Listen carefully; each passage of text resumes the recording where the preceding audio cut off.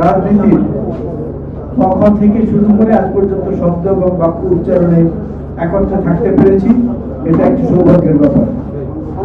এজন্য আল্লাহর দরবারে শুকরিয়া আদায় করছি।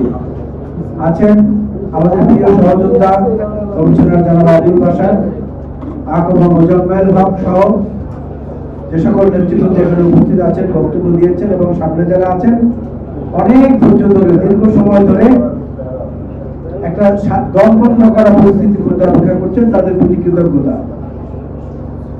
সম্মানিত বন্ধুরা, ইতিহাসের আলোকে যখন কোনো মানুষকে পর্যালোচনা করা হয়, বিবেচনা করা হয়, তখন সে মানুষটির কীর্তি এবং কর্ম এগুলো নিয়ে আলোচনা হয়। জিয়াউর রহমানের স্লোগানের মধ্যে ধারণ করা কোনো কৃতিত্ব নেই। জিয়াউর রহমানের ব্যক্তিগত জীবনের তার দেশপ্রেম, তার সততা, তার দূরদৃষ্টি সম্পন্ন যে রাষ্ট্রীয় মানসিকতা এবং সবার উপরে নিজের পরিবারকেও সকল রকমের দুর্নীতি থেকে দূরে রাখার যে জ্বলন্ত উদাহরণ, এর চেয়ে বড় ব্যতিক্রমী ইতিহাস পৃথিবীতে আর বলতে পাওয়া খুব মুশকিল। আমরা যখন দেখেছি স্বাধীনতা যুদ্ধের ইতিহাস, এখন যারা পড়েন, আমরা তো যুদ্ধটা দেখেছি, চোখের সামনে দেখেছি। আমরা তখন দেখেছি যে জিয়াউর রহমান সাহেব ছিলেন স্বাধীনতা যুদ্ধের প্রথম সেক্টর কমান্ডার, তার আগে আর কোনো সেক্টর কমান্ডার হননি।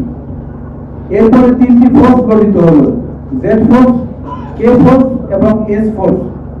জেড মানে জিয়াউর রহমানের ফোর্স, কে মানে খালেদ মোশাররফের ফোর্স, এস মানে শফিউল্লাহ সাহেবের ফোর্স।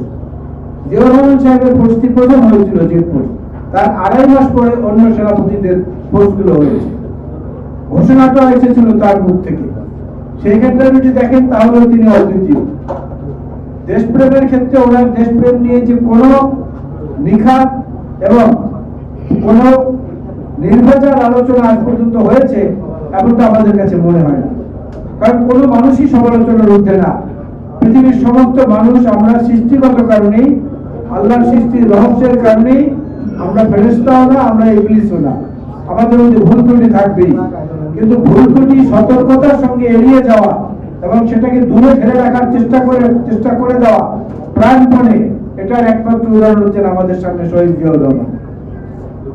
রাষ্ট্রপতি বললেও তার পূর্ণাঙ্গ পরিচয় হয় না, স্বাধীনতার ঘোষক বললেও তার পূর্ণাঙ্গ পরিচয় হয় না, সরকার প্রধান বললেও তার পূর্ণাঙ্গ পরিচয় হয় না।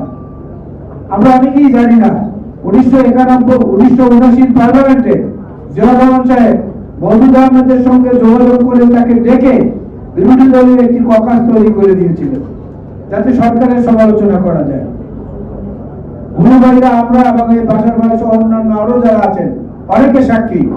জিয়াউর রহমান সাহেব যখন অঙ্গ সংগঠনগুলোর সাথে বসতেন বা বিএনপির কোনো সভা করতেন, সেই সভায় মন্ত্রী সাহেবরা পেছন দিকে চেয়ারে বসে থাকতেন, জিয়াউর রহমান সাহেব এই ডেস্কের সামনে এইখানটায় দাঁড়িয়ে বা এইখানটায় বসে আমাদের সামনে বক্তৃতা দিতেন এবং বলতেন, বলেন এই যে আমার ডানে বামে যারা দেখছেন মন্ত্রী পরিষদের, এদের সম্পর্কে কারো যদি কোনো সমালোচনা থাকে আজকে সাহস করে আমাকে বলেন।